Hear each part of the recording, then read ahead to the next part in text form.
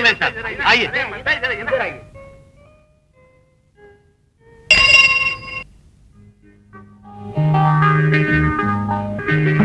Rickshaw high court चलो।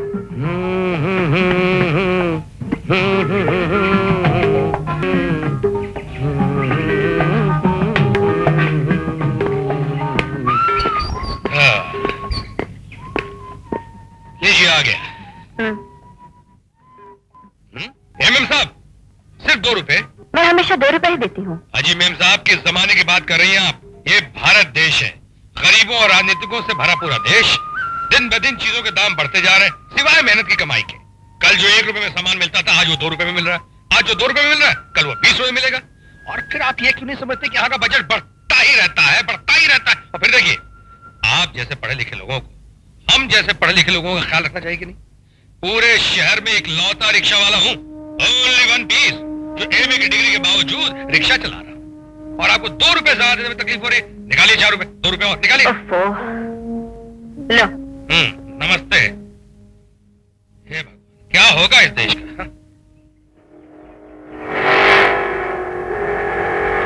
यहाँ रोको।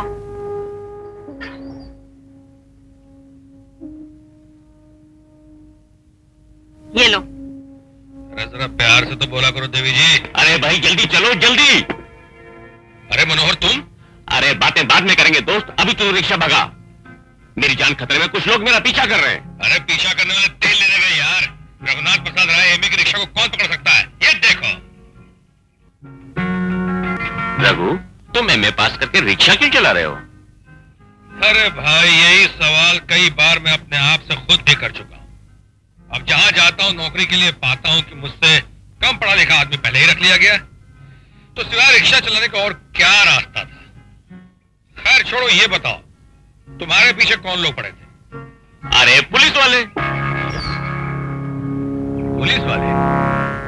पुलिस वाले तुम्हारा पीछा क्यों कर रहे थे? साले कहने लगे धंधा बढ़ गया तो हफ्ता भी बढ़ाओ। मैंने मना कर दिया तो साले भूत की तरह पीछे पड़ गए। अबे ओ राम मनोहर त्रिपाठी के बच्चे, तो स्मगलिंग का धंधा करने लगा है? करने लायक और कोई काम भी नहीं। मेरी बात मानो तो ये रिक्शा छोड़ो, मेरे साथ चलो मेरे बॉस के पास, और तुम रघु रिक्शा वाला से रघु सोना वाला बन जाओगे। तो रघु सोने वाले के बच्चे, राम मनोहर त्रिपाठी की औलाद, दोस्त समझकर पहली बार तुझे माफ कर देता हूं। अगर दोबारा कोई ऐसी बात की ना मुझसे तो तुझे पुलिस के हवाले में खुद कर दूंगा, समझा? फुट यार फुट। अच्छी बात है मेरे बाप, अगर इरादा बदल जाए या मेरी जरूरत पड़े तो मेरे नए पते पे आ जाना, 21C पैलेस जुहू। मेरी दोस्ती में फायदा ही फायदा है, याद रखना। जाना।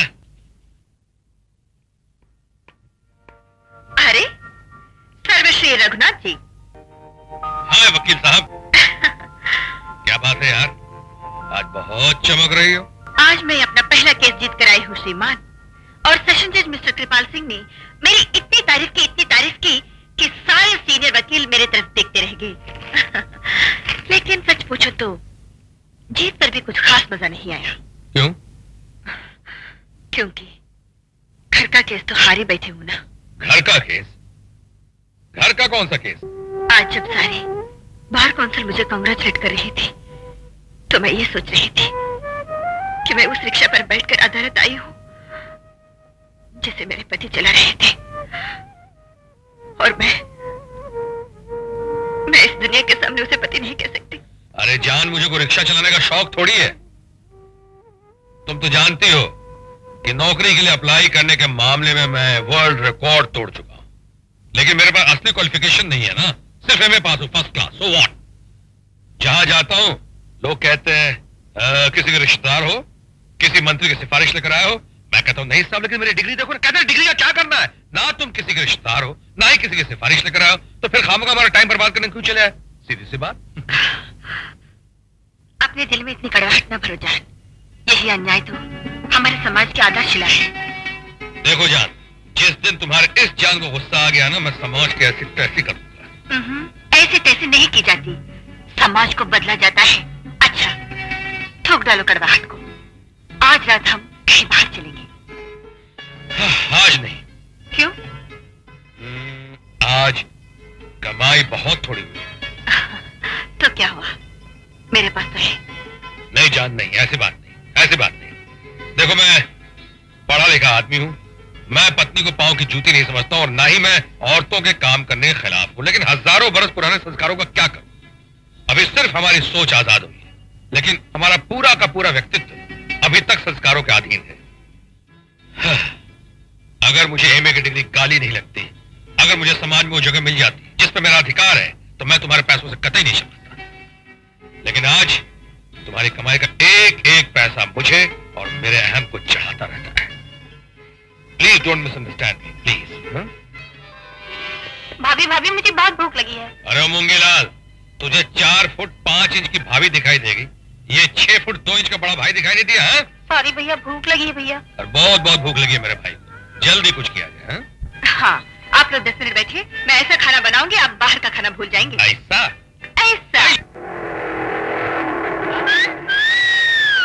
आओ जानी आओ, मैं तुम्हें ड्रॉप कर दूंगा। अरे भाई क्यों लड़कियों को छेड़ते हो? तो क्या मैं तुम्हें छेड़ूं मेरी चंबक छल्ला? अच्छा, तुम मुझे छेड़ोगे? बड़ी खुशी में मेरी जानी। कब छेड़ोगे राजा? अभी मेरी जान, आजा पीछे बैठ जा, तुझे अभी आइसक्रीम खिला के लाता हूँ। आजा, तू भी आजा। क्यों बे? अपने आप को?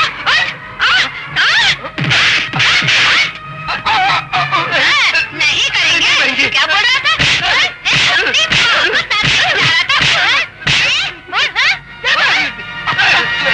आइसक्रीम खिलाएंगे। खाली आइसक्रीम, ठंडे हो गए ना? कुत्ता उठो और जाकर अपनी माँ का दूध पियो, समझे?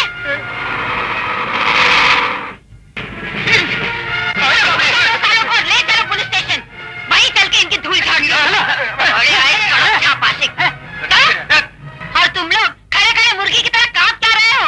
अरे ऐसे लोगों को तो निकालो जूता और मारो सालों के मुंह पर, फिर देखो कैसे दोबारा छेड़ते हैं। अरे जरा हिम्मत करो, हिम्मत।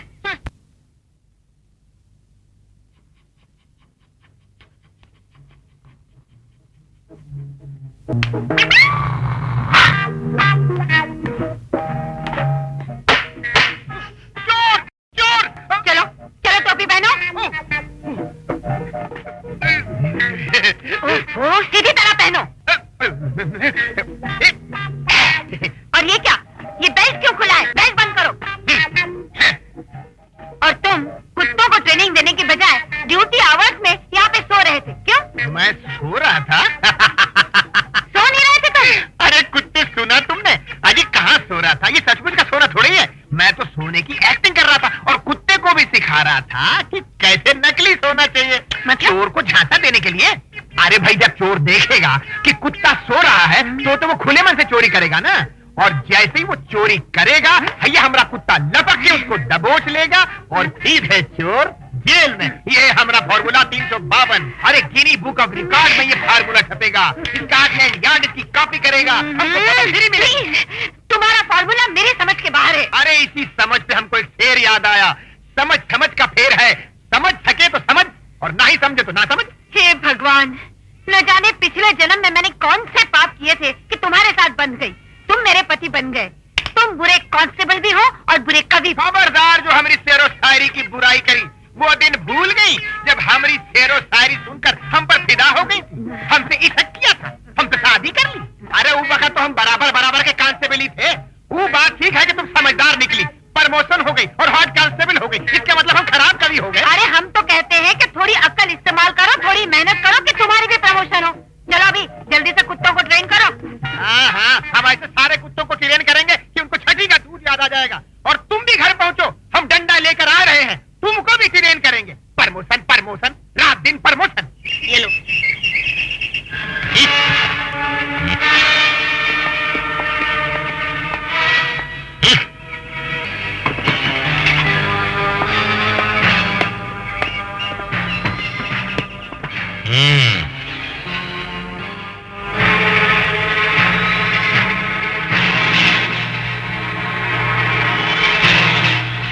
भैया एक 10 रुपए निकालना भैया। काहे के लिए? हबीब लोहा के वास्ते। लबे आया भैया। माफ करना दादा।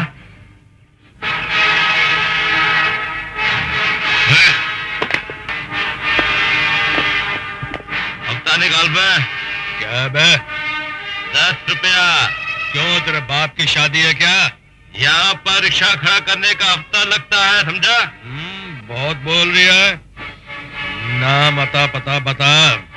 क्यों बे, यह धंधा करता और हबीब लो और जे हरामी को नहीं जानता? और हाथ की सलामती चाहता है तो उसे जेब में रख, वरना बत्तीसी तोड़ के हाथ में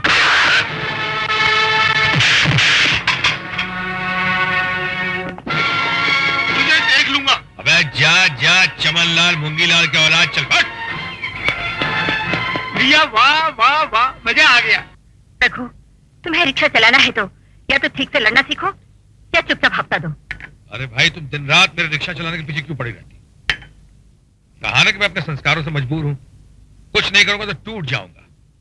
रिक्शा चलाता हूं तो मेरा पसीना मेरे अंदर की धधकती हुई उस आग को धीमी आंच देता रहता है कि समाज ने तुम्हारे साथ बड़ा अन्याय किया है और भगवान ने भी कुछ अच्छा सलूक नहीं किया। काश तुम्हें किसी मंत्री या उप मंत्री की बेटी बना देते तो उनकी भगवानी में क्या कमी हो जाती।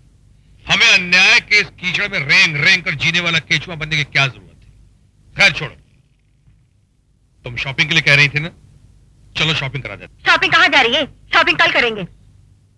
हाँ, काल करें सो आज करें, आज करें सो अब तुम जल्दी से तैयार हो जाओ, मैं रिक्शा निकालता हूं। एक बात बताओ, ये रिक्शा निकालने के नाम पे तुम मुझे इतना घूर के क्यों देखती हो? अगर मैं मोटर गाड़ी निकालने की बात करता तब भी क्या तुम मुझे इतना घूर के देखती? अरे रिक्शा चलाने के नाम पे शर्मा, तो मैं क्यों शर्माऊं? शर्माए साला वो समाज, शर्माए वो यूनिवर्सिटी जिसने मुझे डिग्री दी है। हम और तुम क्यों शर्मा? हाँ, चलो जल्दी से तैयार हो जाओ, मैं रिक्शा निकालता हूं। बस ये पैक कर दीजिए। अच्छा मैडम। बस अब सुनील के लिए कुछ ले लें। हाँ एक्सक्यूज मी जी, इस बच्चे के लिए कुछ ड्रेसेस। ये देखिए और ये भी देखिए। हाँ, ये 3 दे दीजिए। अच्छा, बस 3? जी। आपके ड्राइवर के लिए क्या दूं? वो मेरा ड्राइवर नहीं, मेरे पति हैं। I am sorry. नहीं, सॉरी की कोई जरूरत नहीं। दरअसल मेरी कटी फटी शक्ल है ना, इतनी घटिया है कि आपने मुझे ड्राइवर समझा। कई लोग तो मुझे मेरे साथ का नौकर तो समझ लेते हैं। कोई बात, आइए देवी जी, चलिए।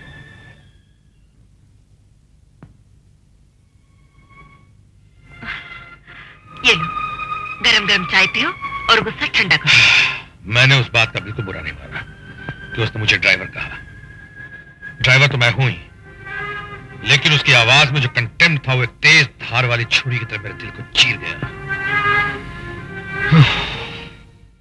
देखो जान, जिस दुनिया में हम रहते हैं वहां गरीब आदमी की ना तो कोई पहचान है और ना ही इज्जत। अगर अभी मैं एक लंबी कार ड्राइव करता वहां पहुंचू तो वही दुकान के बाहर तक मेरा स्वागत करेगा। इस दुनिया में अगर इज्जत है तो सिर्फ पैसे की, पैसा चाहे गोरा हो चाहे काला।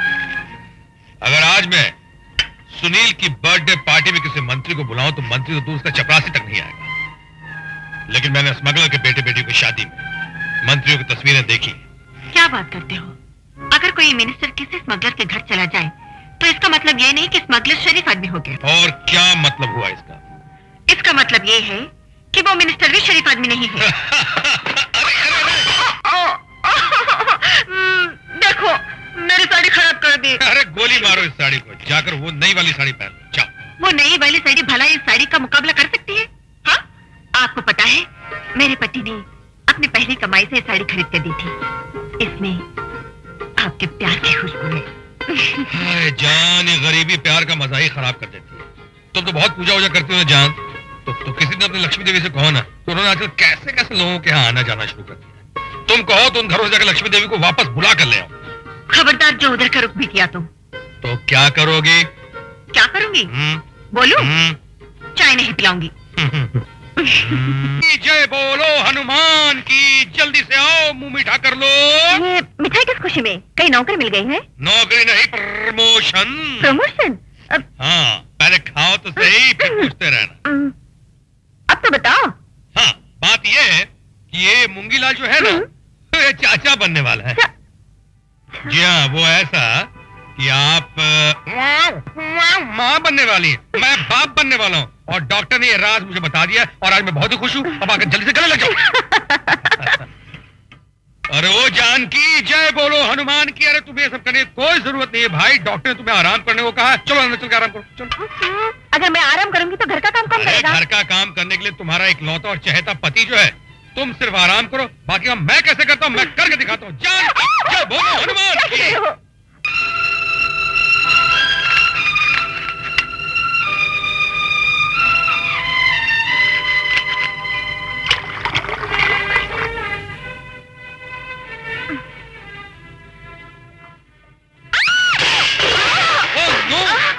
जानकी, जानकी, क्या हुआ?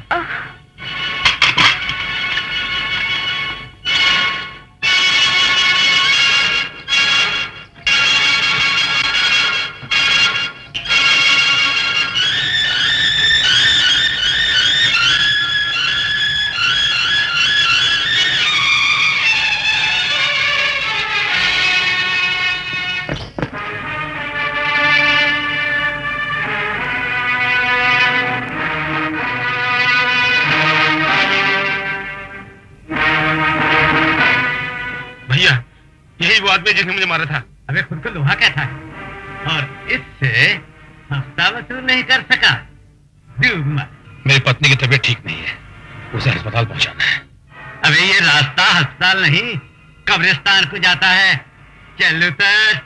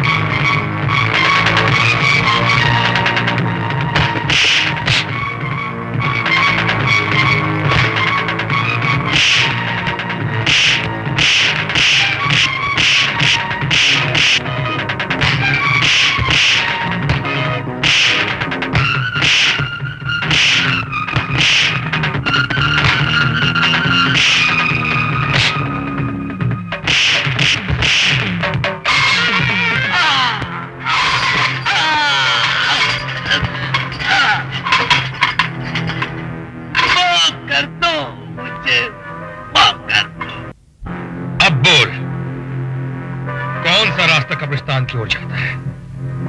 साला हफ्ता लेगा, पुलिस बनता है, हरामजादा।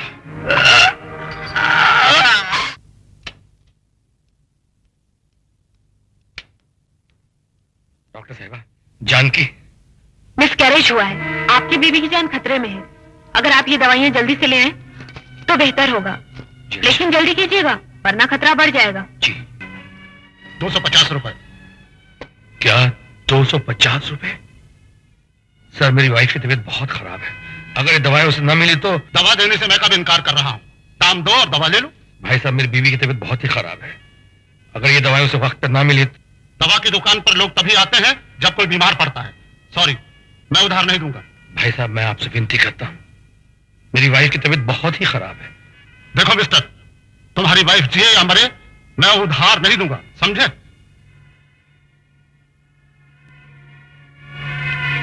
चले आते हैं फोकट में दवाई लेने।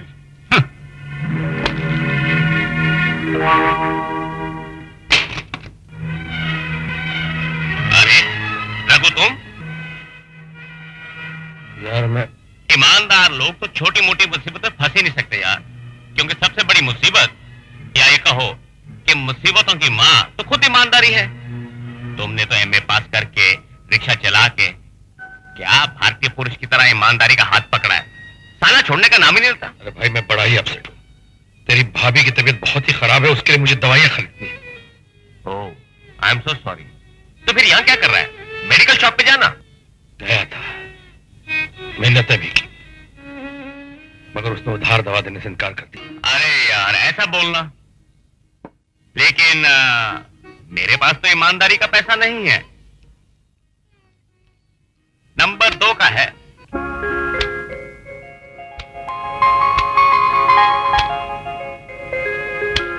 देख, तेरी भाभी की जान नंबर 2 की नहीं है। धन्यवाद। डॉक्टर साहिबा, जल्दी कीजिए, ये लीजिए दवाइयाँ। गुड, अब तुम्हारी घरवाली बच जाएगी, लेकिन अफसोस अब उसे बच्चा नहीं हो सकता। घर वाली तो बच जाएगी ना डॉक्टर साहिबा, मेरे लिए ही बहुत है। बच्चे का क्या है, बहुत से लोगों को तो औलाद ही नहीं होती, और फिर भगवान ने तो मुझे एक बेटा समान भाई पहले से ही दे रखा है। लीजिए डॉक्टर साहिबा।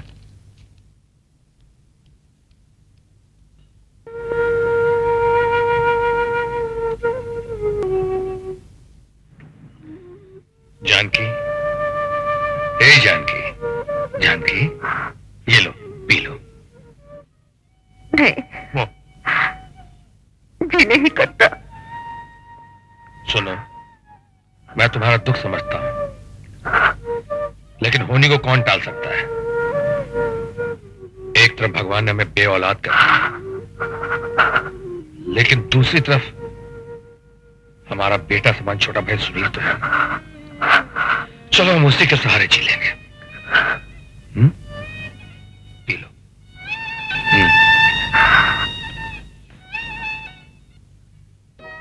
भाभी भाभी, प्रोग्रेस रिपोर्ट पे साइन कर दीजिए। Very good, first rank. भाभी कल हम नए घर में शिफ्ट कर रहे हैं ना? हाँ, तो मैं अपने फ्रेंड्स को घर पे बुलाऊं? जरूर, ये लो।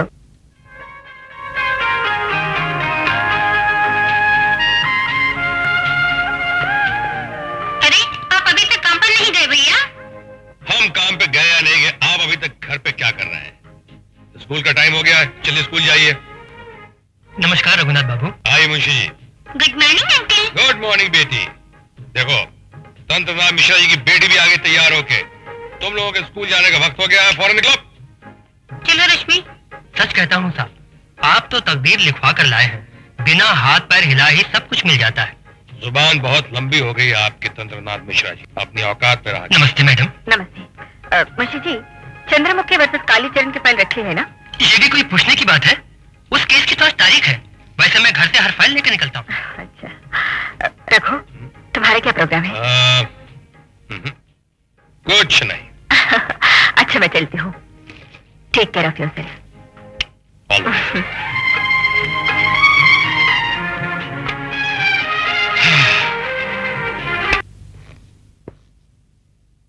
अरे यार, तुम यहाँ बैठे हो? तो आपको भी मेरा इस तरह से घर में बैठना अच्छा नहीं लगता? कोई बात नहीं। आइए, आज घर का रास्ता कैसे भूल पड़े? यार भूला नहीं, सुबह से तुम्हारी तलाश कर रहा हूँ। रिक्शे के हर अड्डे पे तुम्हें ढूंढा, जब कहीं नजर नहीं आए तो यहाँ चला आया। आज काम पर नहीं गए? नहीं, काम पे नहीं गया। मगर तुम्हें क्या काम है, बोलो। मुझे तुम्हारी मदद की जरूरत है। मेरी मदद? कैसी मदद? देखो रघु, दोस्त ही दोस्त के काम आता है।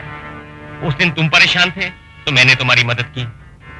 आज मैं मुश्किल में हूं और तुम उसे आसान कर सकते हो। यार अगर ऐसी बात है तो बोलो, जान हासिल है। अरे यार, जान नहीं चाहिए। ये बैग इस पते पे पहुंचा देना, बड़ी मेहरबानी होगी। मगर भाई इस बैग में है क्या? अरे यार, मुझ पर विश्वास करो। और यार, जब मदद करते हैं इस तरह सवाल जवाब नहीं करते। अरे भाई, इसमें इतना टची होने की क्या जरूरत है? ठीक है, पहुंचा दो।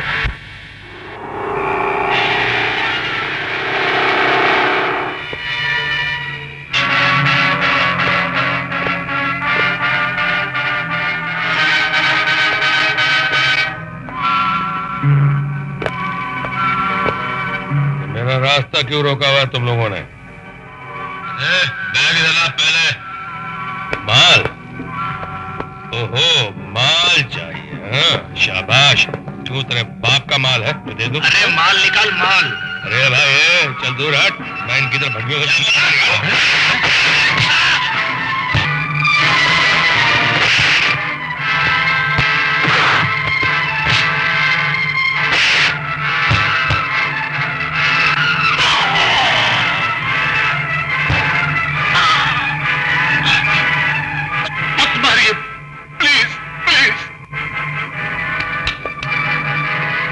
का माल बाप के हाथ में जमीन से उठा कर दे।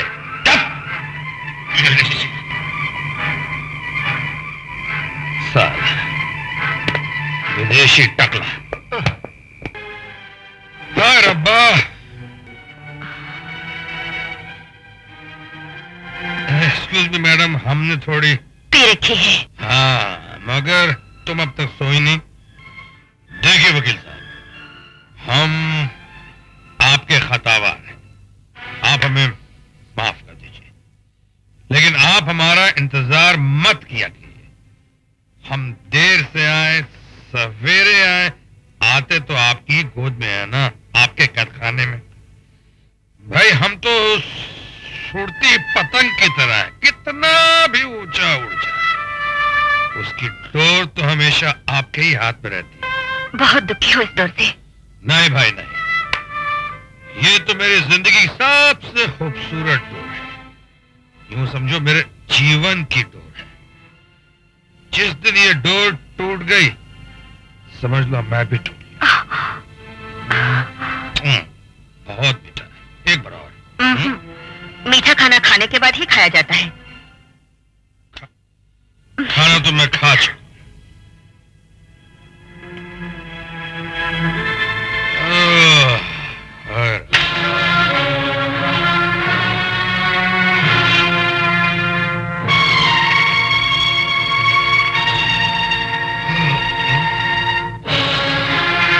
आज अपने बचपन का दोस्त मिल गया था, जो आज बहुत बड़ा बिजनेसमैन बन गया। कौन है वो दोस्त?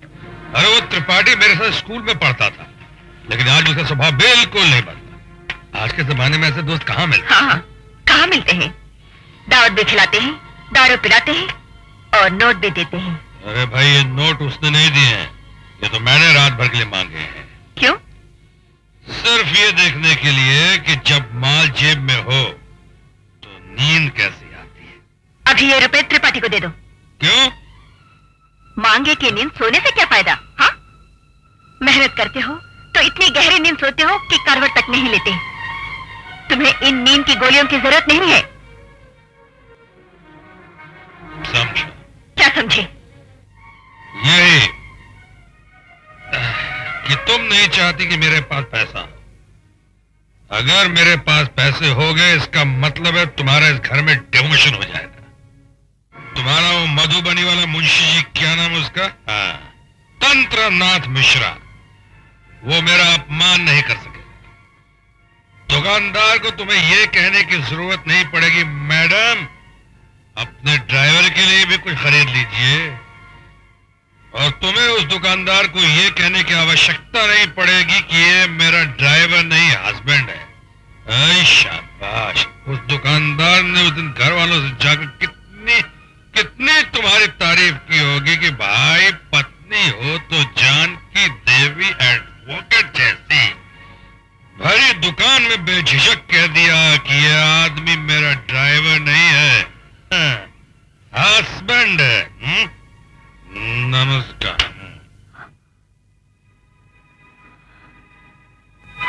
ये तो सुना था कि शराब कड़वी होती है, पर ये नहीं पता था कि इतनी कड़वी होती है, पीने वाले की आवाज को भी कड़वा कर देती है।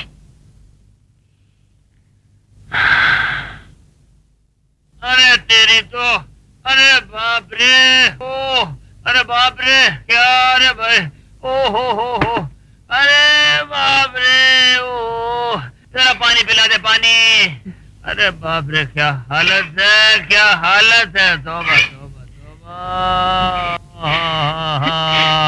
तुम्हारी हालत बता रही है कि आज तुम मुझे जरूर कोई खुशखबरी देने वाले हो। लगता है किसी को पकड़ने में आपने बहुत भाग दौड़ की है। बहुत भागा, बहुत भागा, कभी वो पीछे, कभी मैं आगे, कभी मैं पीछे, कभी वो पीछे, और कभी मैं आ गया। मैं तो जानती थी कि अब तो तुम्हारा प्रमोशन जरूर होगा। अच्छा ये तो बताओ जी, कौन था वो? मेरा कुत्ता। तुम्हारा कुत्ता? अरे तो उसके पीछे भागने की क्या जरूरत थी? अरे जब हमारा ट्रेन किया हुआ पालतू कुत्ता हमारा ही डंडा लेकर भाग रहा था तो हम क्या करते?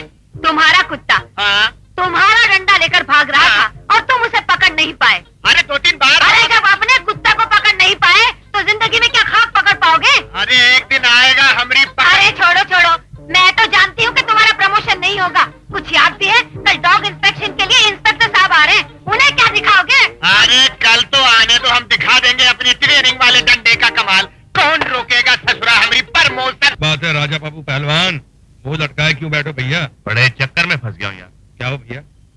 तुम्हारे हाथ जो बैग भेजा था ना, उसमें से माल कम निकला। क्या बात कर रहा है दोस्त, ऐसा हो ही नहीं सकता।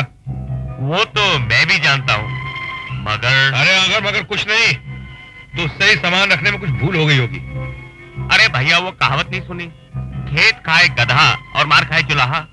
बॉस लोगों की गलती भी हमारे माथे पड़ती है। वो सोचता है कि सामान मैंने चुराया है। तेरा बॉस पहले नंबर का पागल है। साला कल ये चोरी का शक मुझ पे भी आ सकता है ना, क्योंकि सामान तो मैंने दिया था। एक काम कर, मैं तेरे साथ चलता हूँ। बोल कहाँ चलना और कब चलना, बोल। किसी न किसी ने तो चोरी की है, और माल क्या हवा खा गई। मुझे सिर्फ मनोहर पर नहीं, दूसरों पर भी शक है, और जब तक उसकी चोर का पता नहीं चल जाता, मुझे हर आदमी पर शक रहेगा। तुम लोगों की खोजबीन का क्या नतीजा निकला? Hi dad. हाय आओ बेटे आओ, कुछ पता चला? डैड, मेरे ख्याल में ये मनोहर की हरकत है। तुम लोग जाओ। Okay boss.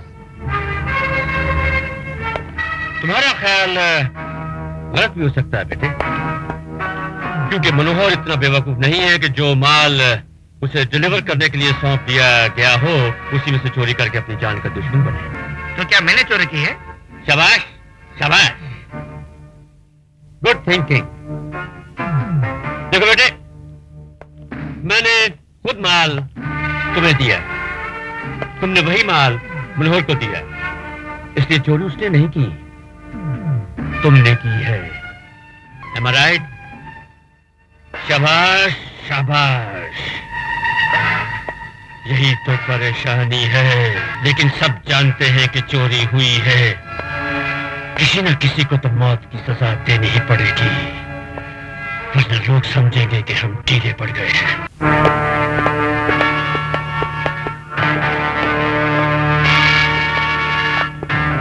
Close the door. Yes boss. वो आदमी कौन है? मेरा दोस्त रघुनाथ, रघुनाथ उसका नाम है। रिक्शा चलाता है, हफ्ता तो देता नहीं, ऊपर से मारपीट करता है। तो वो रिक्शा वाला चोरी में तुम्हारा पार्टनर है? देखो सेठ, माल गिनकर तुमने हमको दिया, वही माल की डिलीवरी रघु ने दी। वो बहुत ईमानदार आदमी है। हाँ हाँ, तुम ईमानदार हो, वो ईमानदार है, इसका मतलब चोर मैं हूँ। देखो मनोहर, तुम्हारा भला इसी में है कि अपनी गलती मान लो, वरना अंजाम बहुत बुरा होगा। ए सेठ, हमको खाली पीली धमकी नहीं देने का, हम जाकर बड़े सेठ से बात करेगा। हाँ? पकड़ो इसको।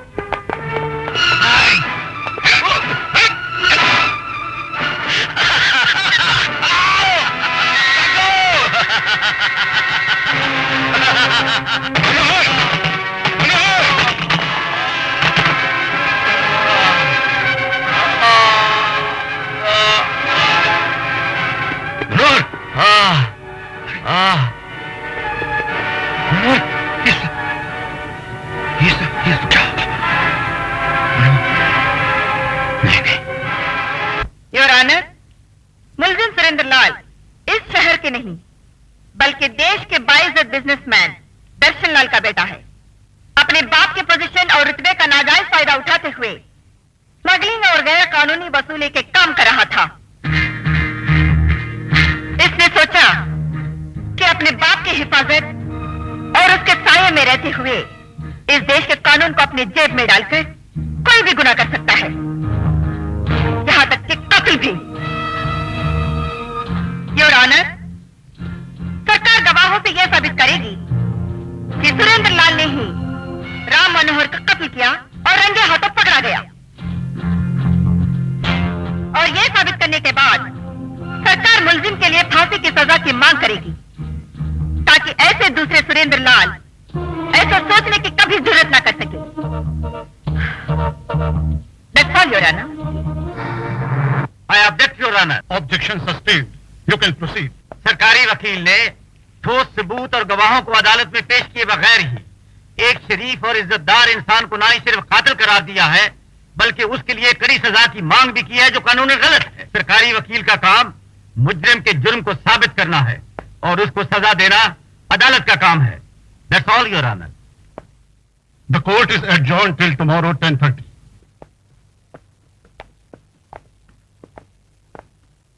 वकील साहब घर पर हैं?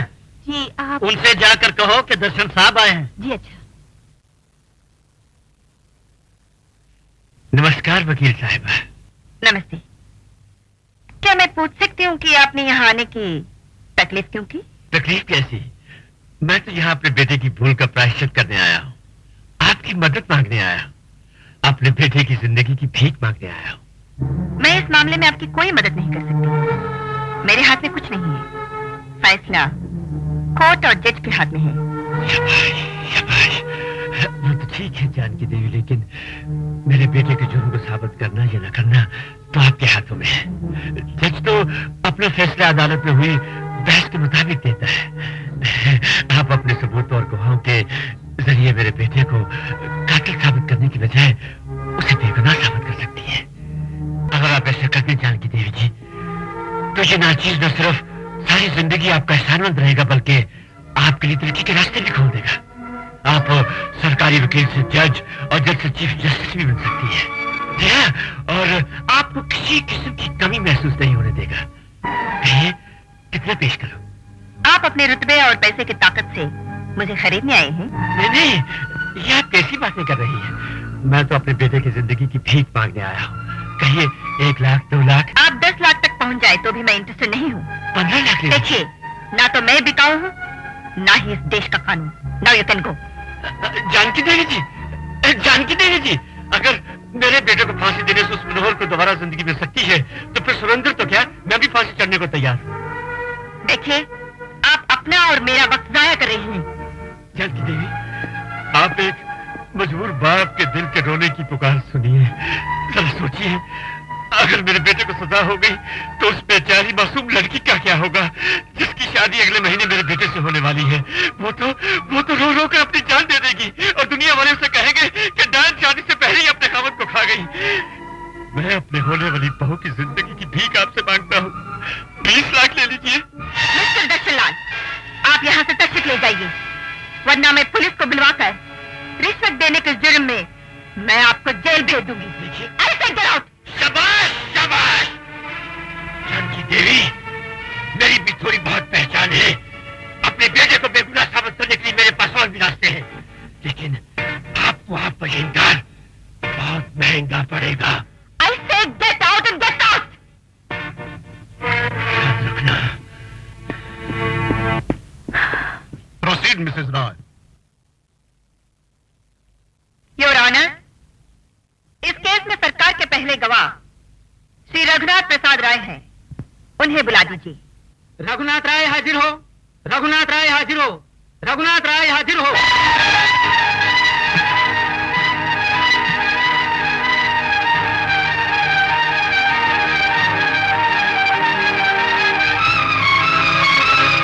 आपका नाम क्या है? तुम्हें मेरा नाम नहीं मालूम है? जो पूछा जाए उसका जवाब दीजिए। अरे आपका नाम क्या है? रघुनाथ प्रसाद राय। क्या काम करते हैं? जी पहले रिक्शा चलाता था, आजकल बेकार हूं आपकी दया से। 12 मार्च की शाम, आपको याद है? जी हम तो कोई बात भूलते ही नहीं, यही खराबी है। गुड। तो फिर उस कत्ल की चश्मदीद कहानी सुनाइए जो आपके सामने हुआ था। कौन सा कत्ल? कैसा कत्ल? मिस्टर रघुनाथ राय। वकील साहिबा, हम कसम खा चुके हैं कि हम जो कहेंगे सच कहेंगे और सच के सिवा कुछ नहीं कहेंगे। तो आपका ये केस जिताने के लिए हम झूठ कैसे बोल दें? पहले ये बताइए कत्ल हुआ किसका? हमें कुछ पता होगा तब ना हम कुछ बताएंगे। कत्ल हुआ आपका दोस्त राम मनोहर त्रिपाठी और कत्ल किया इस आदमी ने। इसने। हमने तो आज से पहले इस आदमी को कभी देखा तक नहीं। जस्ट मिनट मिस्टर रॉय, आप यहाँ आए क्यों? जी हमें पुलिस ने जबरदस्ती बुलवाया था। क्यों? अदालत में बयान देने के लिए कि हम मनोहर त्रिपाठी के कत्ल के चश्मदीद गवाह हैं। Your next witness Mrs Roy. Your honour, सरकारी गवाह के हॉस्टेल हो जाने की वजह से केस में नए कॉम्प्लिकेशन पैदा हो गए हैं, इसलिए मैं केस को मुलतवी करने की प्रार्थना करती हूँ। मुझे इस बात पर एतराज है योर ऑनर। सरकार के पास सिर्फ एक ही गवाह था जो टूट चुका है। इसका मतलब है कि सुरेंद्र लाल के खिलाफ कोई केस ही नहीं है। इसलिए मैं दरखास्त करूंगा कि सुरेंद्र लाल का केस डिसमिस किया जाए और उसकी बाइज्जत रिहाई का ऑर्डर पास किया जाए। That's all your honour. Your honour, case अभी खत्म नहीं हुआ। मैं गवाह से कुछ सवाल पूछना चाहती हूँ। Permission granted. Thank you your honour.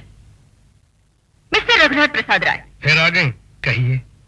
आप 12 मार्च को कहाँ थे? जी मैं मयूरी नाइट क्लब में बेवड़ा पीने गया था,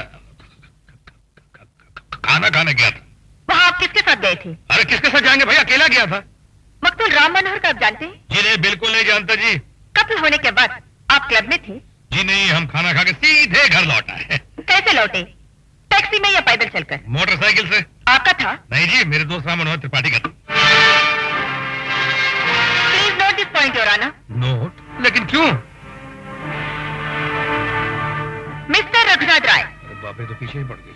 आपके बयान से ये साफ जाहिर होता है कि आप अच्छी तरह मुलजिम को जानते हैं और उसकी जान बचाने के लिए आपने झूठ बोला। मैं कुछ नहीं जानता। क्या आप जानते हैं मुलजिम ने कत्ल किया? मैं कुछ नहीं जानता। क्या आप जानते हैं कि कत्ल होने के बाद पुलिस आई अरे थी? मैं कुछ नहीं जानता। क्या आप जानते हैं कि आप शादीशुदा हैं? मैं कुछ नहीं जानता। नहीं जानते? मैं जानता हूँ, जानता हूँ। Please note this point your honour. Your honour, लगता है गवाह अदालत में मैं कुछ नहीं जानता, मैं कुछ नहीं जानता सिर्फ ये कहने के लिए आया है। जिस तरीके से ये सच्चाई को छुपाने की कोशिश कर रहा है, उससे ये लगता है कि इसी ने राम मनोहर का कत्ल किया है। मैंने? अरे कत्ल मैंने नहीं किया है। कत्ल मेरी आंखों के सामने इसने किया है, राम मनोहर त्रिपाठी का, मेरी आंखों के सामने। जज साहब, मैं सच्चाई को ज्यादा देर तक अपने सीने में दबा के नहीं रख सकता। मैं अपनी झूठी गवाही से इस गुनाहगार को सजा से नहीं बचाना चाहता।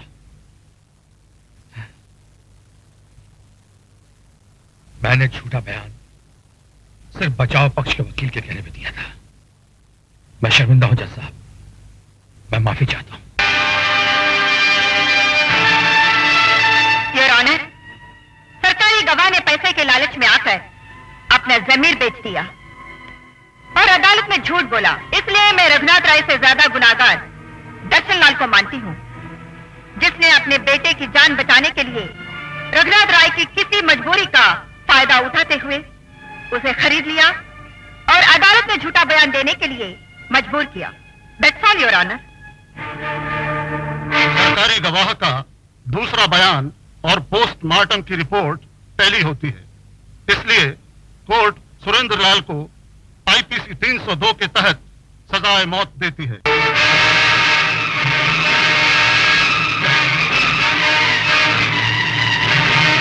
और रघुनाथ को वार्न करती है कि अगर दोबारा ऐसी गलती की तो कोर्ट उन्हें माफ नहीं करेगी।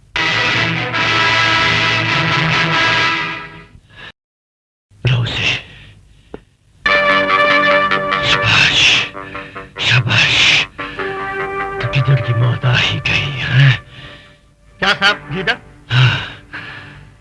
कुछ कहावतें ऐसी होती है कानू कि हमेशा अपनी जेब में रखनी चाहिए।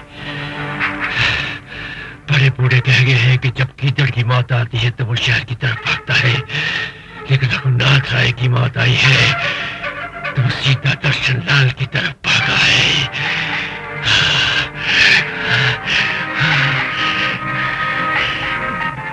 आओ रघुनाथ, आओ। सेठ साहब, मैं माफी चाहता हूं सेठ साहब। मैं आपके बेटे को फांसी से नहीं बचा सका। आपसे मैंने रुपए तो ले लिए, लेकिन मेरी आत्मा, मेरे जमीन ने मुझे झूठी गवाही देने की इजाजत नहीं दी, इसलिए मैं आपके पैसे लौटाने आया। रख लीजिए इसे। शाबाश, शाबाश। ये दुनिया भले एक ईमानदार आदमी की कदर न करे, लेकिन मैं ईमानदार आदमी को दोनों हाथों से पकड़ लेता हूं। बेटे के मरने के बाद मैं इस दुनिया में अकेला रह गया हूं रघुनाथ। अब मुझे तुम जैसे ईमानदार आदमी की जरूरत है रघुनाथ। क्या ख्याल है, मिलाते हो हाथ? अरे भी तुम पढ़े लिखे आदमी हो, मैं तुम्हें मालामाल कर दूंगा। हाँ, हाँ। शाबाश,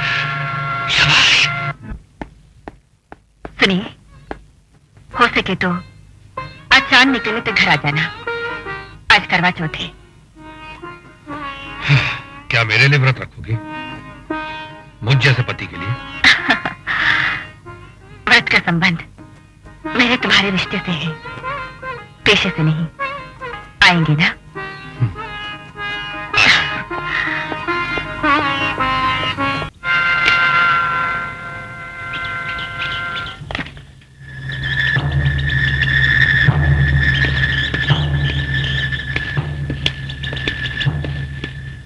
मनीलाल गुप्ता। जी हाँ। कोड नंबर 10 लाख और 1। कोड तो ठीक है। Thank you.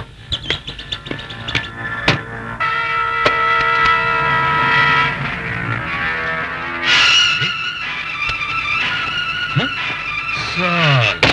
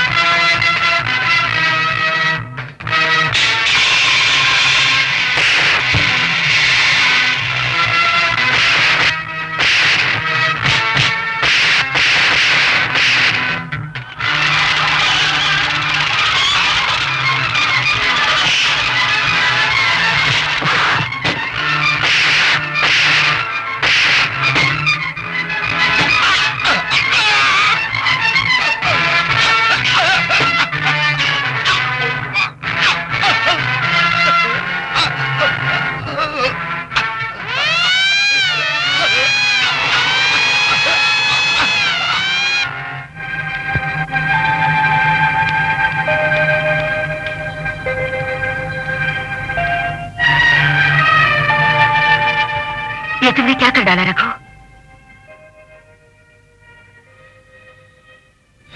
अगर एक सरकारी वकील मुजरिम से यह सवाल कर रहा है तो मैं कोई जवाब नहीं देना चाहता।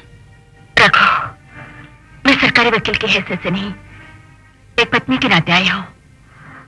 मैं सिर्फ तुम्हें इतना ही बताना चाहती हूँ कि जिस रास्ते पर तुम चल पड़े थे वो सीधा यहाँ तक आता है। मैं जानता हूँ। देखो रघु, अगर तुम मुझे सबको सच सच बता दो तो शायद तुम्हारी मदद कर सकूं। जानकी, जिन्हें खुद पे भरोसा हो दूसरों से मदद नहीं मांगते। रघु, इज्जत करने का वक्त नहीं है। देखो जानकी, एक दिन तुमने खुद कहा था कि अगर मैं किसी मुसीबत में फंस गया किसी दिन तो तुम मेरी कोई मदद नहीं करोगी। यह बात मुझे अच्छी तरह याद है, और जो मैंने तुम्हें कहा था वो भी तुम्हें अच्छी तरह याद होगा, है ना? Please try to understand. तुम्हारी इज्जत तुम्हें फांसी तक। देखो जानकी, इन बातों का अब कोई फायदा नहीं है। तुम्हें पूरी आजादी होगी अदालत में मुझे गुनहगार साबित करने की। जानकी, फॉर गॉड सेक, मुझे मेरे हाल पे छोड़ दो प्लीज।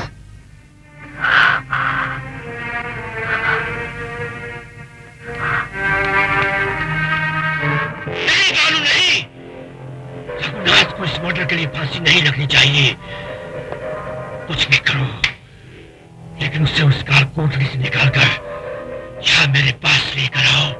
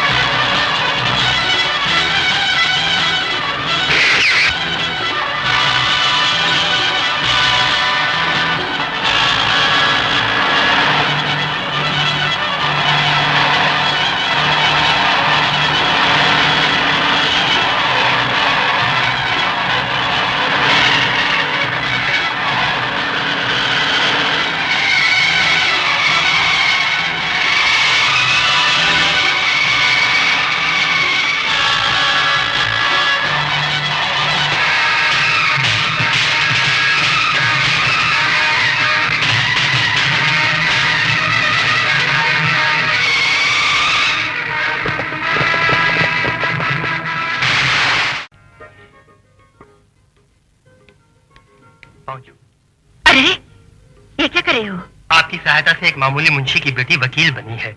आज ये पहली बार कोर्ट जा रही है, इसलिए आप आशीर्वाद दीजिए। Best of luck. Thank you.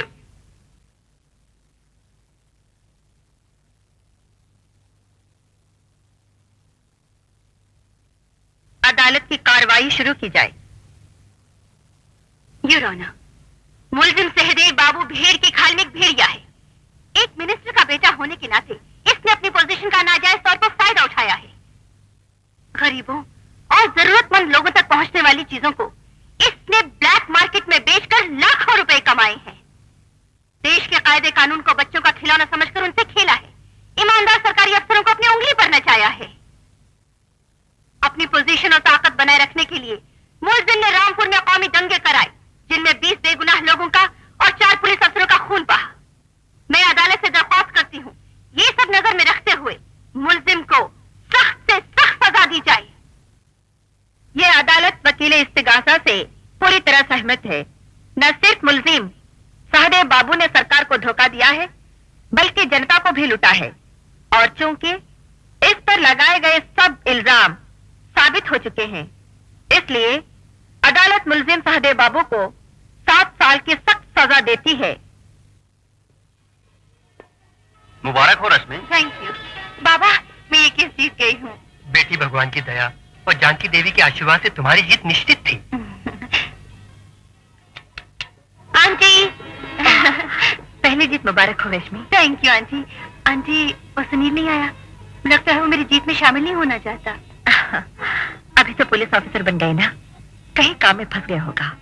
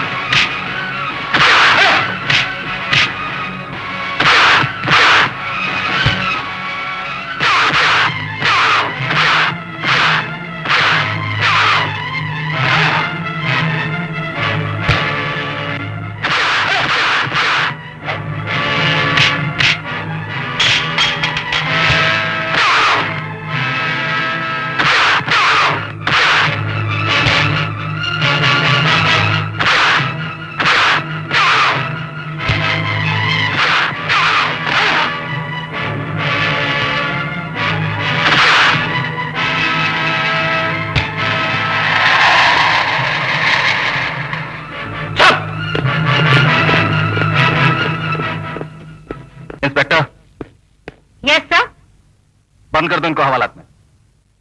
हवलदार, आया जी। हथकड़ी लगा दो। लगा दीजिए हथकड़ी। 20 साल की पुलिस की नौकरी में आज तक एक भी मुजरिम नहीं पकड़ पाए, पर इतनी तो अक्ल रखो कि हथकड़ी किसे पहनानी चाहिए। कमान। जी। अरे अबे चल बैठ। अरे चल तू अही रावण, हवालात में निपटता हूँ।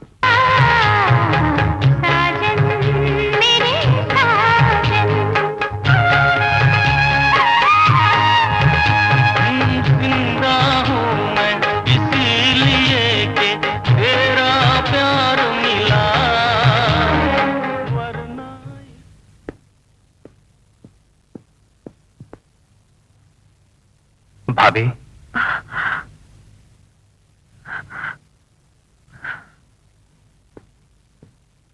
क्या भैया को याद करना नहीं छोड़ेंगी? चलो खाना खा लो। नहीं भाभी, खाना नहीं खाऊंगा। क्यों? खा के आए हो? जी नहीं, पर आप तो जानती हैं आपको इस हाल में देखकर मेरी भूख मर जाती है। क्या हो, तुम्हें याद नहीं आती? आते हैं, पर मैं उन्हें अपने जहन से बाहर निकालकर अपने दिल का दरवाजा बंद कर लेता हूँ। सुनिए, अपने भैया के बारे में ऐसे बातें कर रही हो? कानून की सजा से तो वो मरकर बच गए, लेकिन वो हम दोनों के मुजरिम भी हैं। मेरा बचपन स्कूल में इन आवाजों के चाबुक खाता रहा कि वो देखो रघुनाथ खूनी का भाई। सुनील, ये तो आपके व्यक्तित्व की शक्ति थी भाभी, जिसने मुझे बचा लिया, वरना शायद आज मैं भी उनकी तरह एक मुजरिम बन गया होता। सुनील। नहीं भाभी नहीं, मैं आप पर उस खूनी की यादों का मैला साया नहीं देख सकता। इस थप्पड़ पर तो हर बेटे का अधिकार होता है। आज आपके प्यार की गंगा में नहाकर मैं धन्य हो गया। मुझे मेरी मां याद नहीं, मैंने तो सदा आप ही में अपनी मां का रूप देखा है। जो आपसे भाभी होती तो शायद मैं भैया को माफ कर देता, लेकिन जिस आदमी ने मेरी मां को दुख पहुंचाया उसे मैं कभी माफ नहीं कर सकता। ऐसे न कहो सुनील, ऐसे न कहो। क्यों न कहूं ऐसा? जब तक वो जिंदा थे उन्होंने आपको कोई सुख नहीं दिया, और अब मरने के इतने बरस बाद भी उनकी आत्मा, उनकी याद प्रेत बनकर आपसे चिमटी हुई है। एक दिन जीवन की कच्ची खोल कर देखिए कि उन्होंने क्या दिया आपको। दुखों के सिवा कुछ भी नहीं दिया। क्यों नहीं? क्या दिया आपको? प्यार दिया, मेरी कलाइयों को चूड़ियां दी, मेरे माथे को बिंदिया दी, मेरी मां को सिंदूर दिया। मेरी मजबूरी समझो सुनील, मैं इन जंजीरों में बंधी हुई हूँ। तो गीता पढ़कर इन जंजीरों को तोड़ दो। गीता का संदेश मां और पत्नियों के लिए नहीं था। गांधारी, कुंती, द्रौपदी, किसी ने उन जंजीरों को नहीं तोड़ा। श्री कृष्ण ने उनमें से किसी को नहीं कहा था कि उन जंजीरों को तोड़कर मुक्त हो जाओ। और तेरे भैया जिंदा होते सोना ढूंढने में पीछे, सोना कर गए दे, सोना मिला ना पे मिले, रबा हो गए केस। भाभी,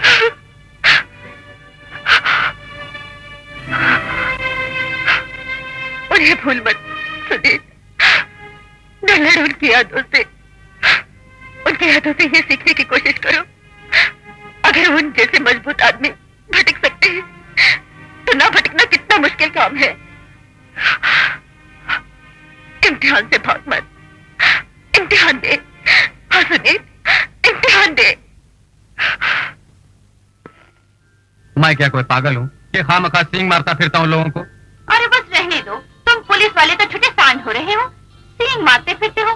कत्ल कोई और करता है, सजा किसी और को दिलवा देते हो। और तुम वकील लोग क्या करते हो? बेच खाते हो अपने क्लाइंट को। कोई गरीब आदमी बेचारा मुकदमा लड़ने की तो सोच ही नहीं सकता। मैजिस्ट्रेट के लिए पैसे लेते हो और खुद डकार जाते हो। डकार जाते हैं, शर्म नहीं आते वकीलों के लिए ऐसे बेतुकी उड़ाते हुए? अरे हम लोगों ने आज तक समाज को डूबने से बचा रखा था जनाब, वरना आप पुलिस वाले तो कब का चट कर चुके होते। तुम अपनी बात तो करो मत। क्यों ना करो? तुम तो परले दर्जे की चोटी हो। क्या क्या कहा? कसम खा के कह दो कि तुमने मेरा दिल नहीं चुराया। और जब मैं कहता हूँ लेडी मेरा दिल वापस कर दो तो आनाकानी कर जाती हो। याद नहीं कहाँ रखा है, कल ले लेना, परसों ले लेना। बट रुको, क्या देखा हो? मेरा तो भी छोड़ नहीं आज। अरे, ये क्या हो रहा है? हाँ वो बताओ ना कहाँ गए? हाँ शर्मा क्यों रही? बताओ ना भाभी को कि पुलिस वाले खाना तो खाते नहीं, बस रिश्वत खाते हैं दोनों वक्त। यही कह रही थी। और तुमने जो वकीलों के लिए कहा वो कुछ नहीं है क्या? कहना किसने शुरू किया था? भाभी इसी ने कहना शुरू किया था। हर पेशे में अच्छे और बुरे दोनों तरह के लोग होते हैं। भाभी मगर मगर नहीं, objection is over. Thank you your honour.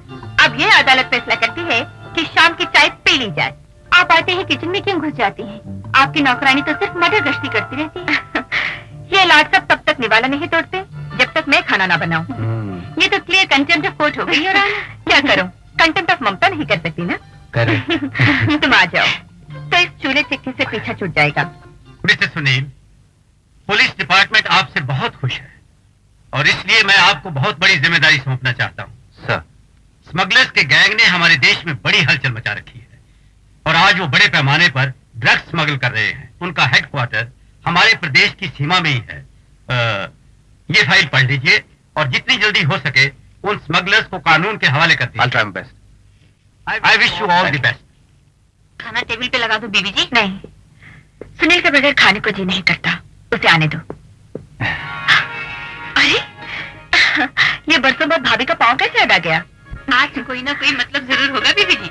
ए तो चुप रह, बीवी जी की चमची कहीं की। अच्छा ये बता क्या चाहिए? आशीर्वाद। आशीर्वाद? क्यों? बड़े बड़े धाकड़ और धांसू ऑफिसर्स जिन स्मगलर्स पर हाथ नहीं डाल पाए, उनकी गिरफ्तारी का पीड़ा मुझसे उठवाया गया है। अब इतना बड़ा काम भाभी आपके आशीर्वाद के बिना तो हो ही नहीं सकता ना, इसलिए फटाफट 2-4 आशीर्वाद दे डालिए। ये सूटकेस क्यों पैक हो रहा है? क्योंकि मैं ऑफिसर ऑन स्पेशल ड्यूटी होकर बाहर जा रहा हूँ। अच्छा इसका सूटकेस तू ही पैक कर दे। चेती तो आधी चीजें रखेगी, आधी भूल जाएगी। जा। अच्छा वापस कब आओगे? अब ये तो स्मगलर्स पे डिपेंड करता है ना भाभी, कल पकड़ा गया तो परसों आ जाऊंगा। कुछ भी हो जल्दी आ जाना, क्योंकि तेरे जाने से घर सुना सुना लगता है। जाके देखो वो ठीक से चीजें रखती या नहीं। बड़ी लापरवाह लड़की है। ठीक है भाई।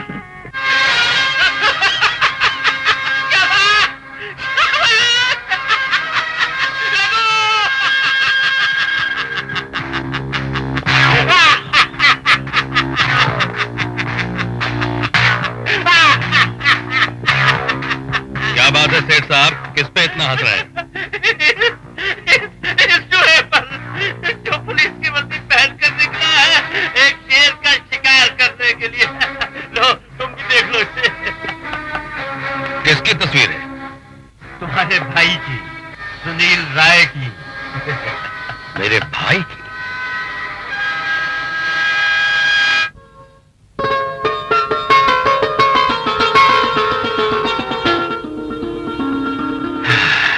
जब ये छोटा था तो इतना सा था, आज ही इतना बड़ा हो गया और मैंने इसे बढ़ते हुए देखा भी नहीं। वक्त कैसे बीत जाता है सेठ साहब। और गौर से देखो रघुनाथ इसे, क्योंकि ये तुम्हें पकड़ने आ रहा है। हाँ। जब ये इतना बड़ा हो गया सेठ साहब, तो मेरी जान की तो सोना ढूंढन पी गए, सूना कर गए देश, सोना मिला न पी मिले, रूपा हो गए केस। शाबाश, शाबाश। अरे भाई कमाल है, तुम अभी तक उसकी यादों को अपने सीने में समेटे हुए हो और वो शायद तुम्हें याद भी नहीं करती होगी। ऐसा क्यों कह रहे हैं सेठ साहब? मैं ठीक कह रहा हूं रघुनाथ। भूल गए वो दिन जिस दिन तुम्हारी नकली मौत हुई थी। तुमने खुद आकर मुझे बताया था और तुम्हारा बताया वह एक एक शब्द मेरे दिमाग में पत्थर की लकीर की तरह खुद चुका है। उस रात को, रात के अंधेरे में जब तुम छुपते छुपाते अपने घर पहुंचे थे, तो तुम्हारी बीवी जानकी देवी एडवोकेट कुछ पत्रकारों से बातचीत कर रही थी।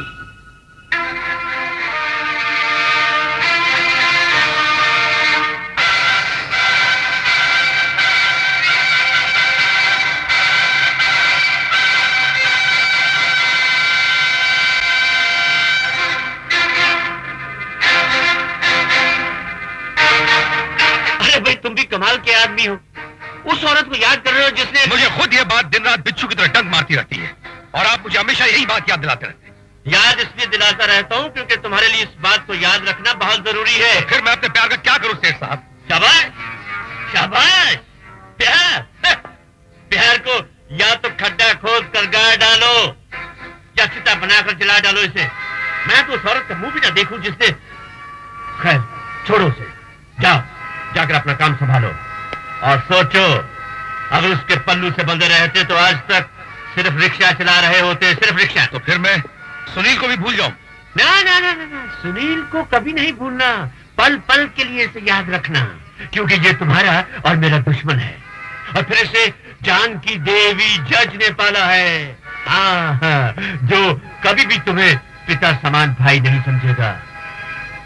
उसके लिए तुम हमेशा सिर्फ एक क्रिमिनल रहोगे। उफ, इस पैसे के लालच ने मुझे कितना अकेला कर दिया सेठ साहब। अरे भैया, भगवान का भी यही हाल है, वो भी तो अकेला ही है। जाओ जाकर जाने की तैयारी करो, जाओ जाओ जाओ। शाबाश शाबाश, अब आएगा मजा। हाँ आई आई आई। ये रहा मेरा हॉलिडे होम। ओ तुम चाहो तो तुम भी यहीं ठहर जाओ। सर, ठहरने पर एक शेर याद आया। बाप रे बाप। बोझा बनारसी को कहा उसने, रुक जरा। हम ठहरो ठहरो में रहे, बच्चा ठहर गया। बोझा बनारसी, जी तुम अपनी ये शेर सुना सुना के मुझे बोर न किया करो। ओके सर, पद्य न सही गद्य सुन लीजिए। किसी ने कहा है पुलिस के काम में 1 से 3 भले। 1 से 3 भले। आप जरा मेरी थानेदारनी को यहाँ बुलवा दीजिए ना। तुम्हारे थानेदारनी की कोई जरूरत नहीं है। अरे तुम कैसे आ गई? हवाई जहाज से। हवाई जहाज से वो तो ठीक है, मगर क्यों? Orders mister Sunil Prasad Rai SP, orders. Orders? किसके ऑर्डर्स? Home government. आंटी ने कहा कि एसपी साहब अपना बटुआ भूल गए हैं, घूस तो खाते नहीं तो पेट पूजा कैसे करेंगे। हाँ। इसलिए हवाई जहाज पकड़ा और आ गई। हाँ, आप जरा ऐसे ही हंसते हंसते बोझा उठा के अंदर आ जाइए। Yes sir. ये ड्राइवर भाई, पीछे आओ, साहब का सामान। अब बस ये तो अच्छा किया तुम मुझसे पहले आ गई। खाने पीने का इंतजाम किया है कि नहीं? हिंदुस्तान में आजादी के बाद भी औरत बेचारी रसोई में कैद है। फिर जनाब को पता होना चाहिए, अभी तक हमारी शादी नहीं हुई। हाँ। तुम भी मेरे साथ रसोई में चलो, नहीं तो मैं कुछ नहीं पकाने वाली। मैं कुछ नहीं पकाऊंगी। हाँ, आइए आइए बोझा बनारसी जी, बहुत वक्त पर आप अंदर आ गए। ये बोझा उतारी और भोजन बनाने किचन में चली। मैंने उनसे कुछ नहीं कहा, तुम चलो किचन में। अरे दोनों गए किचन में, अब क्या खाना बनेगा? अरे बोझा बनारसी, तुझे ढाबे में चल के खाना पड़े। चलो। हाँ ठीक है ओके ओके। हाँ रघु, आज शाम को रॉबर्ट रॉयल शेफ होटल खार में आने वाला है। उसे मिलने के लिए तुम्हें जाना पड़ेगा क्योंकि असाइनमेंट बहुत बड़ा है। ओके, चला जाऊंगा। शाबाश शाबाश।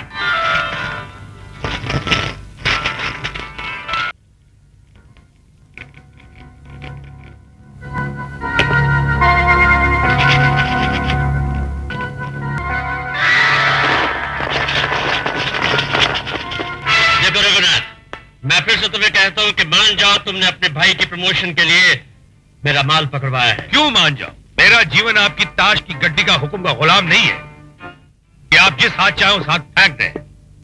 ये सही है कि आज इस धंधे में मैं आपकी वजह से हूं, लेकिन इसका यह मतलब नहीं है कि मैं आपका गुलाम हूं। ये तो मैं उस सड़े हुए और झूठे समाज से बदला ले रहा हूं जिसने मुझे इज्जत के साथ जीने का अधिकार नहीं दिया। इस कर्म क्षेत्र में एक तरफ मैं हूं और दूसरी तरफ सुनील है। जिस तरह भीष्म अर्जुन को मारने के लिए तैयार नहीं था सेठ साहब, उसी तरह मैं सुनील को मारने के लिए तैयार नहीं हूं। लेकिन जिस तरह भीष्म धृतराष्ट्र की सहायता के लिए वचनबद्ध था, उसी तरह मैं आपकी सहायता के लिए वचनबद्ध हूं। अगर सुनील की गोली आपकी तरफ आई तो उसे आगे बढ़कर मैं अपने सीने पर रोक लूंगा, लेकिन इसका यह मतलब हरगिज नहीं कि आप मुझ पे इल्जाम लगाएं, क्योंकि मैं इसका बुरा भी मान सकता हूं। और उस दिन से डरिए सेठ साहब, जिस दिन मैं इन बातों का बुरा मानना शुरू कर दूंगा। शाबाश शाबाश। अरे भाई, तुम तो छोटी छोटी बातों का बुरा मान जाते हो। अरे भाई, 80 लाख के हीरे पकड़े गए हैं। 2 लाख की बात होती तो मैं सुटाल जाता। इस बात का तो मुझे भी दुख है सेठ साहब। तो फिर कोई तरकीब सोचो ना। तुम तो जानते हो कि मेरा दिल कितना कमजोर है, मैं इतना बड़ा धक्का बर्दाश्त नहीं कर सकता। हाँ, हाँ।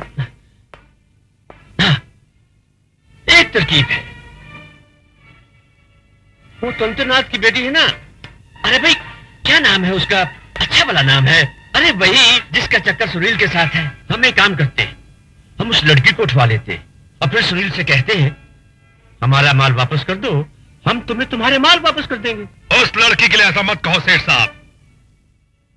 उस लड़की से मेरे भाई सुनील की शादी होने वाली है। शाबाश शाबाश। अरे भाई अभी भी तो तुम गोली को फेर देने की बात कर रहे थे और अब रिश्तेदारी की बात क्या दिलवा रहे हो? हम उस लड़की को खा जाने वाले थोड़े ही हैं। माल वापस मिलती उसे हम इज्जत से लौटा देंगे। नहीं, हरगिज नहीं। इन्हीं लोगों ने ले भाई साहब, हम तुमको भाई साहब लगते हैं? पुलिस की वर्दी पहन के चले आते। अरे हमारा नाम गिनी बुक ऑफ रिकॉर्ड में पढ़ लेते। दुनिया के सबसे सीनियर कांस्टेबल हैं, सैल्यूट करो। हाँ, अरे कुछ और कह देते, इंस्पेक्टर कह देते, एसपी कह देते, कमिश्नर कह देते तो हमारी तबीयत खुश हो जाती। भाई साहब कहा, पागल कहा, मजनू कहा, दीवाना कहा, मगर मुंह से जालिम के सही बात न निकली अब तक। छी छी छी, क्या बात है? आईजी साहब, मैं तो बस ये पूछ रहा था क्या रश्मि जी घर पे हैं? अरे भाई, जब आईजीपी साहब कहा है तो दो चार ठो बातें और करो, मजा आएगा। नहीं, वैसे रश्मि जी से क्या काम है? एएसपी साहब ने रश्मि जी के लिए फूल भेजे हैं। अच्छा अच्छा अच्छा अच्छा, तो भाई एक काम करो, खुद ही घंटी बजा कर दे आओ ना, कारण कि हम बहुत जल्दी वहाँ बहुत बिजी हैं। का एएसपी साहब ने भेजे। सुनील ने भेजे हैं।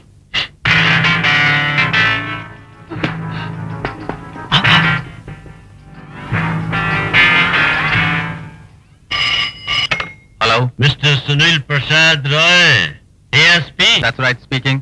आप कौन? शाबाश शाबाश, मैं तो मैं ही हूँ। फोन मैंने इसलिए आपको किया है कि अगर मुझे ढूंढना है तो अपनी रश्मि को मत ढूंढिएगा।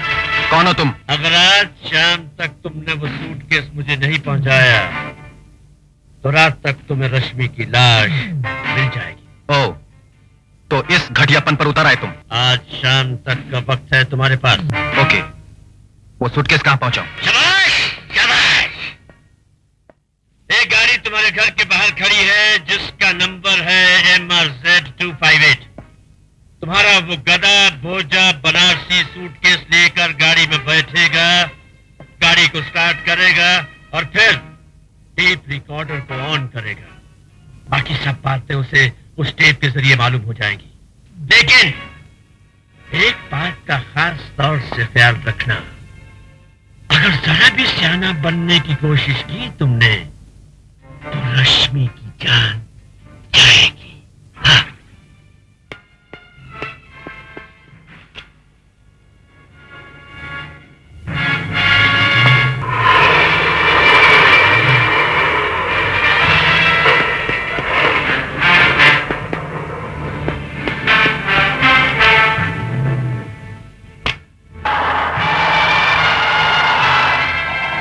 भोजा बनारसी, मेरी बात गौर से सुनो। गाड़ी सीधी तरह से चलाते रहो और मोंटियत कोर्ट चलो। वहां पहुंचते ही तुम्हें एक कार नंबर MRZ2535 मिलेगी। तुम सूटकेस लेकर उस कार में बैठ जाना।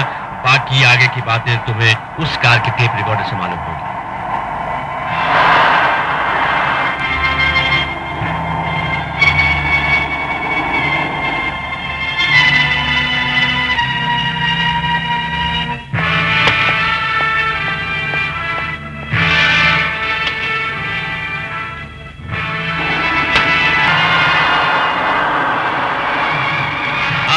एम्बेसी टावर्स चलो। तुम्हारी पिछली सीट पर एक वैसा ही सूटकेस रखा है जैसा तुम्हारे पास है। अपना सूटकेस वहां रखकर उस सूटकेस को उठा लेना और एम्बेसी टावर्स पहुंचकर तुम्हें वहां पर एक कार नंबर MRZ2593 मिलेगी।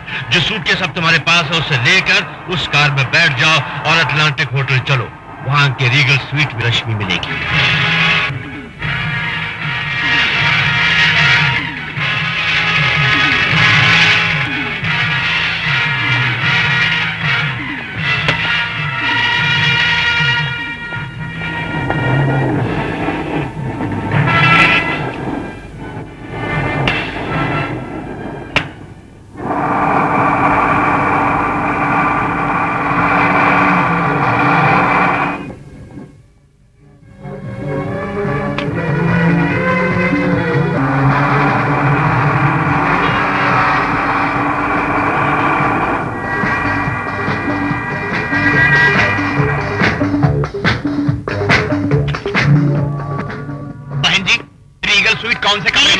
101. 101।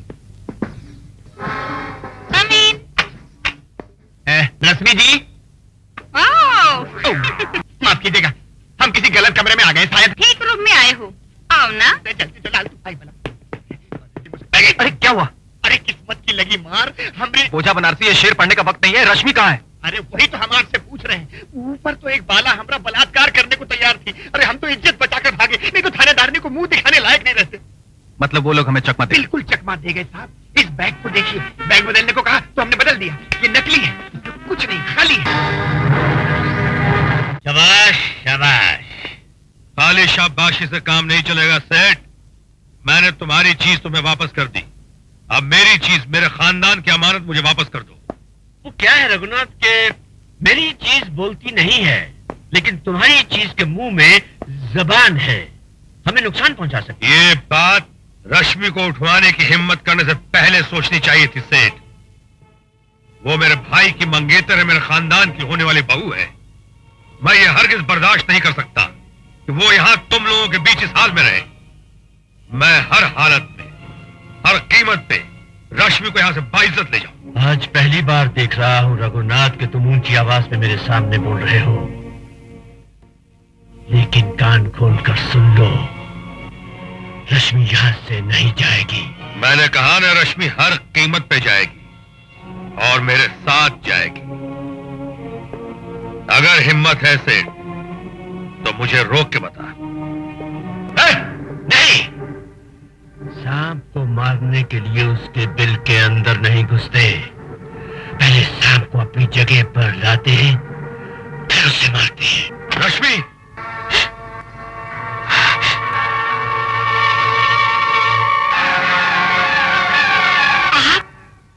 ये एक लंबी कहानी है रश्मि, मैं तुम्हें फिर सुनाऊंगा। अभी निकल चलो, जल्दी करो, चलो।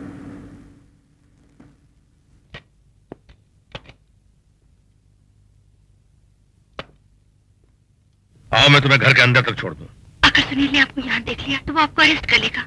आप अंदर न आए तो अच्छा होगा। देखो, सुनील अगर घर पे ना हुआ तो सेठ के आदमी तुम्हें परेशान कर सकते हैं, और अगर सुनील घर पे हुआ तो तुम फिक्र ना करो, मैं उसे समझा दूंगा। वो ये नहीं समझेगा। नहीं समझेगा तो देखा जाएगा, लेकिन मैं तुम्हें अकेला नहीं छोड़ सकता। आओ।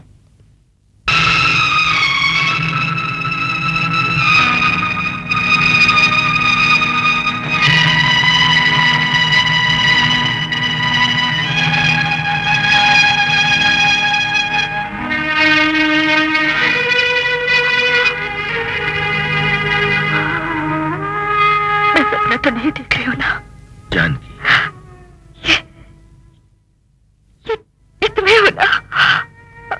इस दुनिया में एक पुरुष है, वो है सजन हमारा। चांद को भी भरे नजर न देखो, चांद को भी भरे नजर न देखो, कान जरा। पता है, जिस धूप को मजहब पे भूल गई थी, उसी धूप से और मेरे दिल के आंगन का कोना कोना भर गया है। मैं तुम्हारी जान के थोड़ी मर गई थी। मैं तो न्याय और कानून के मेज पर रखी हुई कांच की मूर्ति बनकर रह गई थी। और तुम्हारे स्पर्श ने कांच का वो खोल तोड़कर मुझे फिर से जिंदा कर दिया।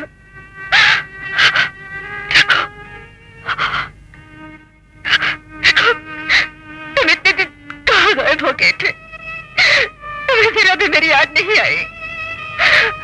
देखो, तुमने इतना भी नहीं सोचा कि तुम्हारे बिना तुम्हारी जानकी पर क्या बीती हुई होगी।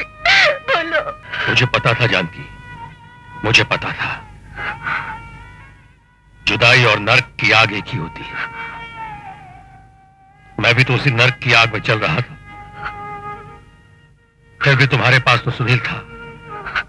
मैं तो बिल्कुल अकेला था जानकी, बिल्कुल अकेला था। तुम क्यों नहीं आए?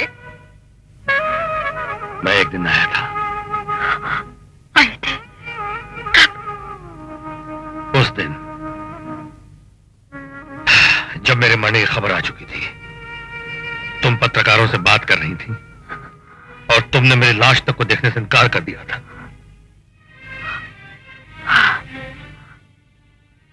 याद आया,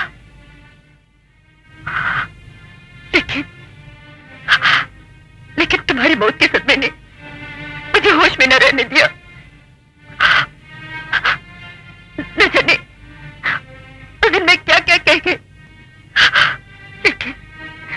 लेकिन तुमने कैसे विश्वास किया मैं तुम्हारी पत्नी होकर? यही सुनकर मैं अपने अंधेरों में और गहरा धंसता चला गया। निकलना चाहकर भी नहीं निकल सका। तुमने ऐसा क्यों किया रघु? मुझे छोड़ दिया, अपने भाई को छोड़ दिया, अपने घर छोड़ दिया। क्यों? इसलिए, उस अंधेरे के लिए जिसके नसीब में कोई सूर्योदय नहीं है। मेरा भाई छोटा सा था और मुझे यकीन था कि उसे तुम मुझसे अच्छा पाल सकोगी। और मैं? तुम बहुत बड़ी थी, न्याय और कानून के शिखर पर बैठी थी,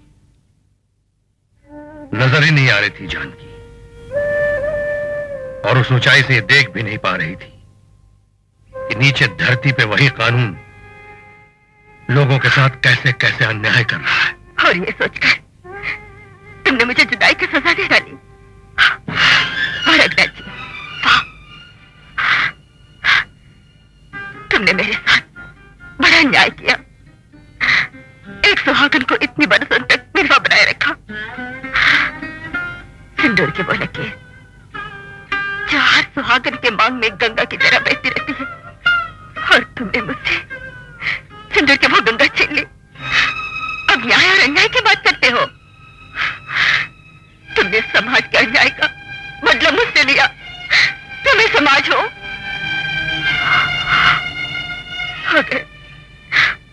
अगर सुनील को पाला ना होता तो मैं कब की मर गई होती।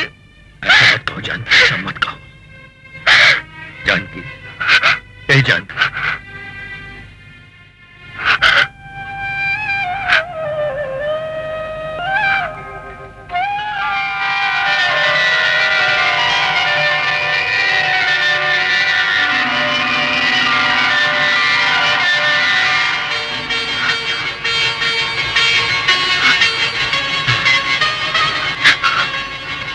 जानकी, जानकी,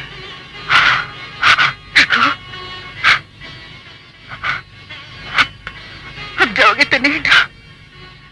जाना तो पड़ेगा ही जानकी, वरना सुनील को तुम क्या जवाब दोगी? मैं कह दूंगी कि मेरा रघु जिंदा है। और अगर उसने ये कहा कि तुमने जिंदा रघु को कानून के हवाले क्यों नहीं किया, तो क्या कहोगी? मैं कहूंगी कानून ने जिस रघु को मुर्दा करार दिया है, पहले उसे जिंदा तो करे। Mr Raghunath Prasad Rai, Sunil, you are under arrest. Sunil, Sunil, तेरे भैया इतने दिनों बाद घर आए हैं। कर्मयुद्ध में कोई किसी का रिश्तेदार नहीं होता भाभी। पुलिस स्टेशन चलिए, come on. I am sorry, मगर इसके अलावा मेरे पास और कोई रास्ता नहीं है। But legally he is dead. That's up to the law to decide. नहीं, मैं इन्हें जाने नहीं दूंगी। बधाई हो जानकी, बधाई हो। क्या पाला है तुमने मेरे भाई को, क्या पाला है। चलो सुनील, मुझे पुलिस स्टेशन लेकर चलो, चलो।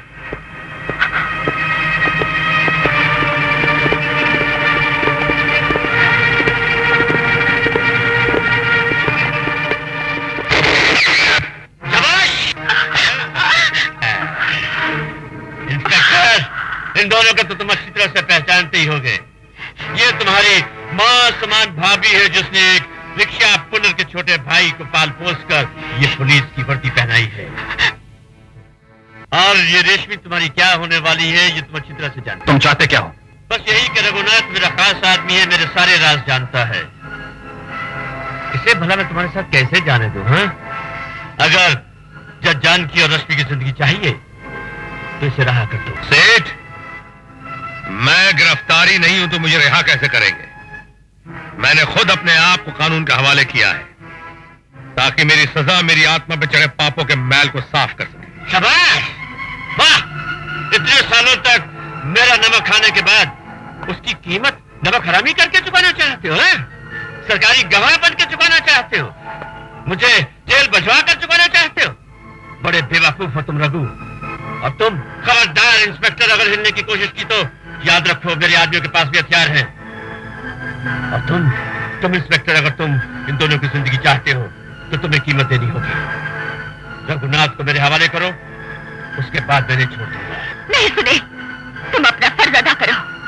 इतने दिनों बाद मेरे पति और तुम्हारे भाई ने गुनाहों के दलदल से निकलकर कानून और न्याय का साथ देने का फैसला किया है।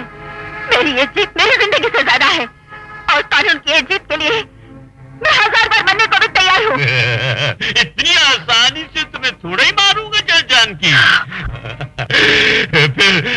फिर अपने आदमियों से कहूंगा, अपने केस में क्या बताऊं कि अपने आदमी से क्या कहूंगा। तुम खुद ही सोच लो कि तुम अपनी आंखों के सामने ये सारा तमाशा देख सकोगे। हाँ,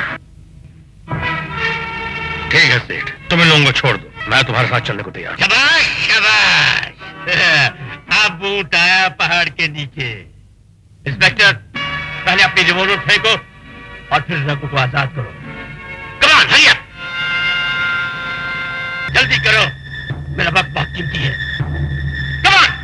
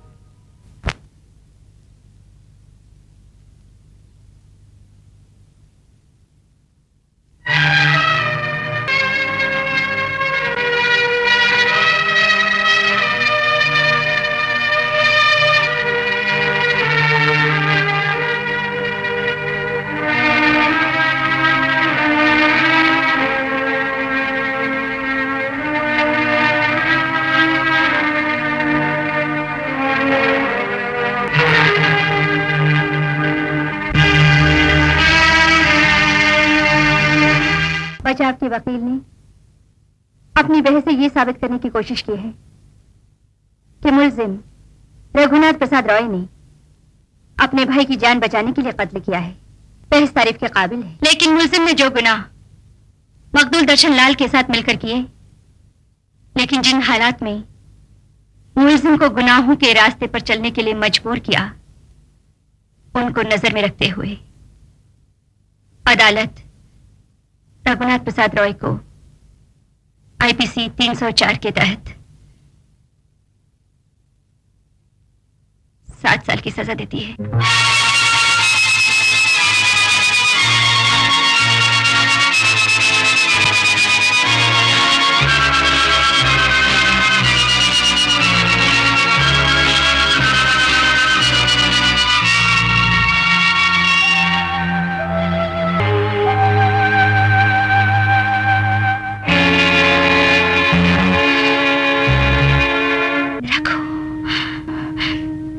मुझे अफसोस है कि जज होने के नाते अपने फर्ज के हाथों मजबूर होकर मैंने तुम्हें ये सजा सुनाई, लेकिन तुम्हारी पत्नी होने के नाते मैं तुमसे माफी मांग रही हूँ। मुझे माफ कर दो। कैसी बातें कर रही हो जानकी? मुझे हर हाल में तुम पे नाज है। वैसे भी मुझे अपने गुनाहों की सजा मिलनी बहुत ही जरूरी थी। जो भी हुआ उसे एक भयानक सपना समझ के भूल जाओ। 7 साल की तो बात है, बस देखते देखते यूं ही 7 दिनों में निकल जाएंगे। 7 साल तो क्या, 7 जन्म तक भी मैं तुम्हारा इंतजार करूंगी। रघु।